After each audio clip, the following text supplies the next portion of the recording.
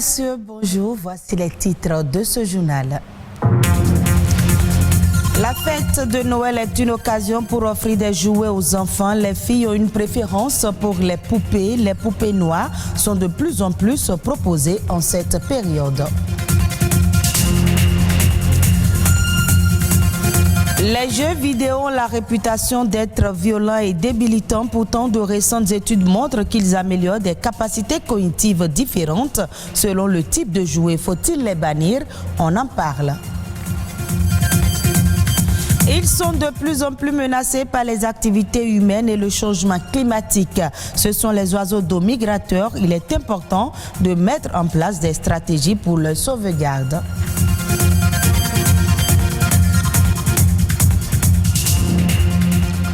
Les enfants reçoivent différents cadeaux pendant la fête de Noël. Entre autres cadeaux, les petites filles auront droit à des poupées au Bénin. Le marché des poupées à la peau noire et aux cheveux crépus se développe de plus en plus et attire l'intérêt et la curiosité.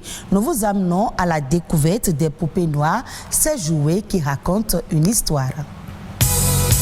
Coiffer une poupée qui leur ressemble, cette expérience est demeurée un rêve longtemps inaccessible à des générations de fillettes d'Afrique noire. Il a fallu s'affranchir des codes esthétiques européens pour voir enfin ce rêve se réaliser avec l'avènement des jouets respectueux de la diversité. Saterou, 13 ans, a eu sa première poupée noire depuis le bas âge, une expérience qu'elle n'est pas prête d'oublier. Personnellement, j'ai eu la chance d'avoir une poupée noire. Je pense qu'il est vraiment primordial parce que moi, j'ai toujours aimé jouer avec les poupées noires parce qu'elles me ressemblaient. Je pouvais les coiffer alors qu'on m'offrait une poupée Barbie, je faisais ça, le cheveu partait. J'étais scandalisée et puis je me disais mais ça me ressemble pas, j'ai pas envie d'être comme ça.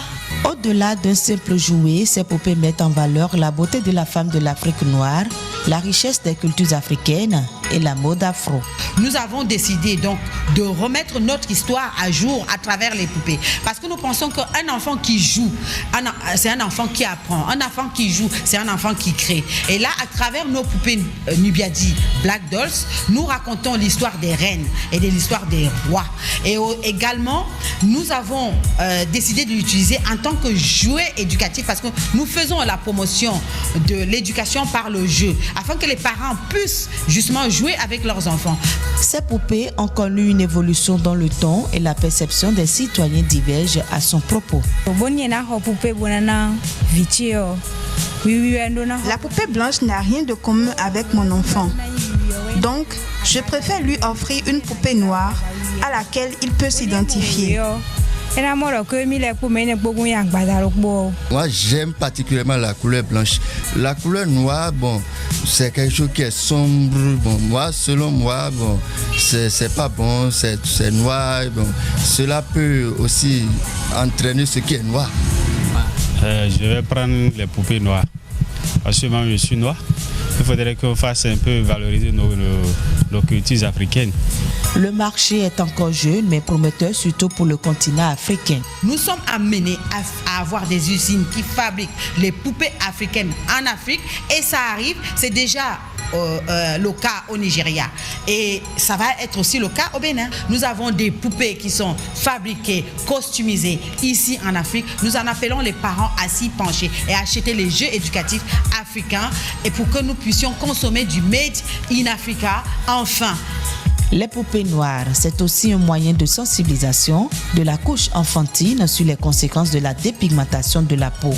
Comme quoi, le loisir peut aussi servir à éduquer. Souvent diabolisés dans un monde où le numérique prend plus d'ampleur, les jeux vidéo sont considérés aujourd'hui comme une source d'effets négatifs sur ceux qui s'y adonnent. Mais de nos jours, plusieurs études prouvent que les jeux vidéo présentent plutôt de nombreux avantages sur le plan sanitaire, intellectuel et autres chez le joueur. Jeux vidéo, avantages et inconvénients, c'est un sujet de Daniel Sosa. Jouer aux jeux vidéo est une source d'inspiration pour Raoul, une nécessité pour atteindre son objectif, celui de devenir un footballeur professionnel. Et pour réaliser ce rêve, il crée ce centre de jeu. Le but visé par ce jeune est de se divertir tout en copiant quelques techniques du football qu'il met en pratique dans la vraie vie. En réalité, j'aime jouer le football.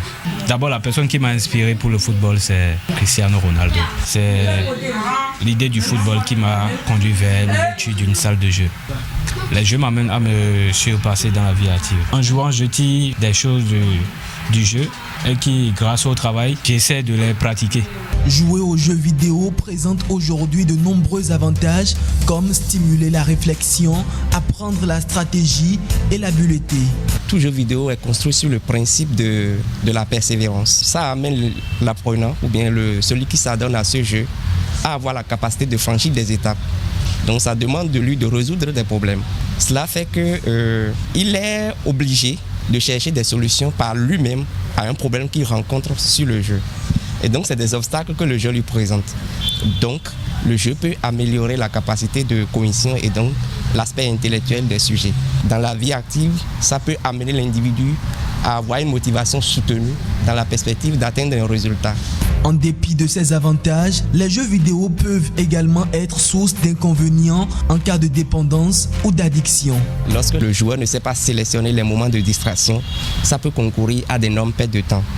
Et surtout pour les jeunes, ils délaissent les activités scolaires et pédagogiques et ça peut entraîner la baisse de rendement, et l'échec scolaire, parfois le décrochage ou même des comportements délinquentiels ou antisociaux. Parce que la violence ou bien les différents scénarios qu'on observe dans le jeu peuvent, n'est-ce pas, soumettre le sujet à des conduites qui l'amènent à développer de la violence, qui l'amènent à développer de l'agressivité, qui l'amènent à développer les conduites suicidaires. Il faut jouer, il faut modérer et il faut choisir les types de jeux qui puissent participer à la construction de la personnalité de l'apprenant. C'est en cela que les adultes et les parents qui s'y connaissent doivent intervenir et accompagner le jeune dans le choix et dans les moments de jeu. S'il est vrai que la pratique des jeux vidéo est saine et ludique pour 95% des joueurs, il est essentiel de faire attention à ces risques sur la santé du joueur. Avez-vous une idée de ce que c'est qu'un oiseau migrateur comme un migrant? C'est un oiseau qui voyage en fonction des saisons, d'une zone de reproduction vers une zone d'hivernage et aussi pour changer d'habitat et pouvoir s'alimenter. Mais lors de leur long voyage, ils sont souvent confrontés à plus de menaces. Daouda Aliou, spécialiste des questions liées aux zones humides, nous en parle. Nous avons la guifette noire, le mélan noir, et les hérons, poupées, cendrées. Il y a plusieurs sortes d'oiseaux qui migrent. Maintenant, il faut voir en fonction des écosystèmes. Est-ce que ce sont des oiseaux d'eau? Est-ce que ce sont des oiseaux qui affectent les zones forestières et autres? Donc il y a ça, mais ce que nous suivons surtout sont les oiseaux d'eau migrateurs, notamment dans le Kora, Afrique, Eurasie. Les menaces sont assez nombreuses. Il y a les actions dues à l'homme, qui est sur les zones où les oiseaux ont l'habitude de venir chercher à manger. Si vous prenez par exemple le cas du sud du lac Nokwe aujourd'hui, c'est une zone qui en temps n'était pas occupée par les hommes. Mais aujourd'hui, on a un développement démographique important qui fait que là, l'espace que les oiseaux affrichonnent pour trouver à manger, cet espace-là est occupé par les hommes. Maintenant, si vous prenez le cas de la lagune côtière, aujourd'hui on est en train de couper la mangrove.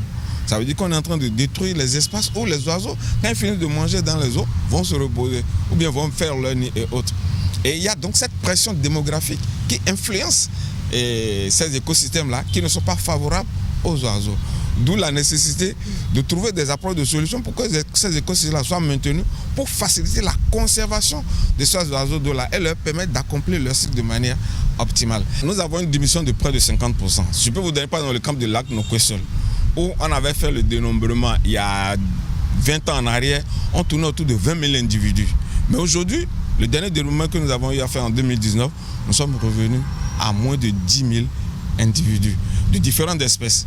Maintenant, ce que nous devons faire, c'est de voir quels sont les types d'espèces qui ont baissé en effectif et pourquoi. Donc il y a toutes ces questions-là qui font qu'aujourd'hui les spécialistes des oiseaux sont en train de suivre ces différents phénomènes-là pour voir à quoi est dû. Est-ce que c'est seulement la pression de l'homme sur l'écosystème ou bien est-ce qu'il y a d'autres paramètres qui influencent l'effectif des populations. Suivons à présent les autres faits marquants de l'actualité nationale. La nation en bref, c'est avec Ulvaeus Balogun.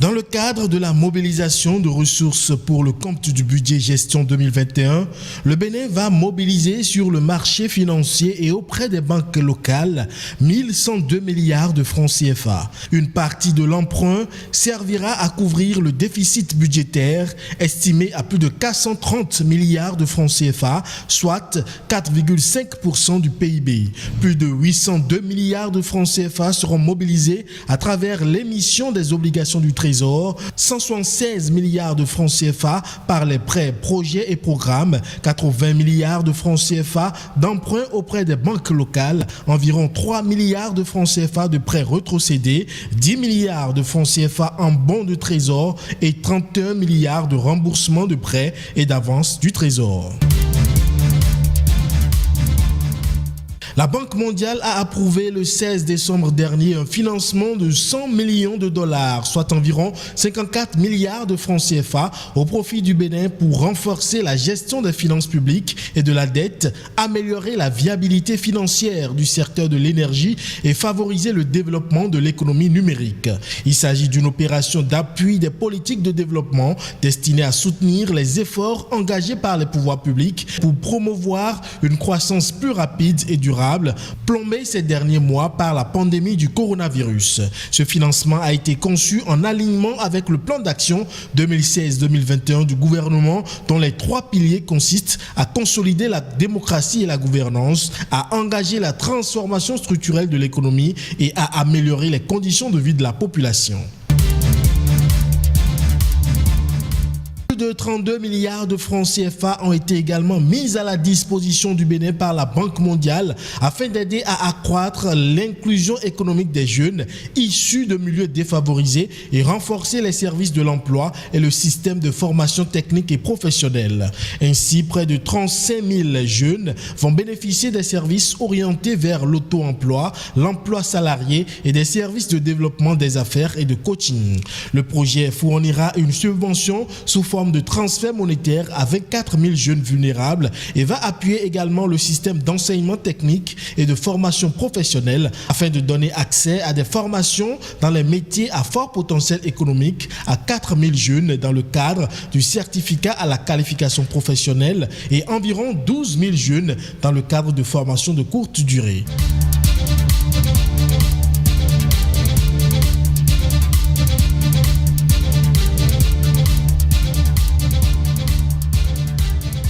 Pandémie de coronavirus, une nouvelle souche du Covid-19 relance l'inquiétude alors que le monde commençait à entrevoir le bout du tunnel de la pandémie avec l'amorce des campagnes de vaccination. Cette nouvelle souche a été détectée et se propage rapidement au Royaume-Uni. Selon les autorités britanniques, elle est 70% plus contagieuse que le coronavirus connu jusqu'alors, ce qui la rend hors de contrôle. Très inquiet, les pays européens suspendent un à un les vols en provenance de la Grande-Bretagne, de la France, des Pays-Bas, de la Belgique, de l'Italie, de l'Allemagne et de l'Irlande. Le Maroc vient de faire de même. À ce stade, on ignore si cette nouvelle souche présente une plus grande dangerosité, ni même si la campagne mondiale de vaccination qui se prépare répondra efficacement à cette mutation. Et ce sera tout pour ce journal que vous pouvez suivre à nouveau sur le www.oactb.bj. Merci de nous avoir suivis. Je vous retrouve à 19h45 pour d'autres informations.